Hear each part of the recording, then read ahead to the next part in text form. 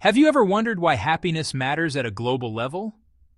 Every year on 20th of March, the world celebrates the International Day of Happiness, a day recognized by the United Nations to remind us that happiness is not just a personal feeling. It's a fundamental human goal. The United Nations General Assembly emphasizes that true progress goes beyond economic growth alone. It calls for a more inclusive, equitable, and balanced approach to development, one that promotes the well-being and happiness of all people. Happiness is closely linked to factors like peace, social stability, human rights, fair taxation, strong legal systems, and access to quality public services. When governments perform well in these areas, people tend to experience higher life satisfaction.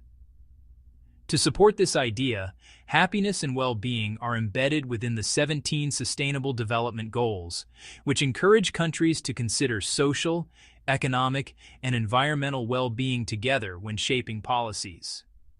To support this idea, happiness and well-being are embedded within the 17 Sustainable Development Goals, which encourage countries to consider social, economic, and environmental well-being together when shaping policies.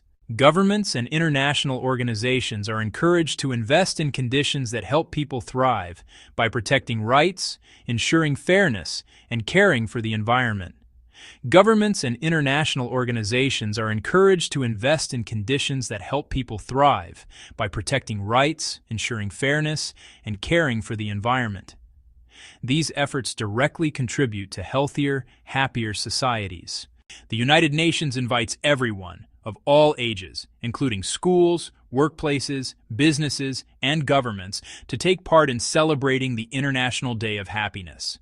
Because happiness isn't just personal, it's collective, measurable, and essential for a better future. On 20th of March, let's celebrate happiness by building a world where well-being truly matters.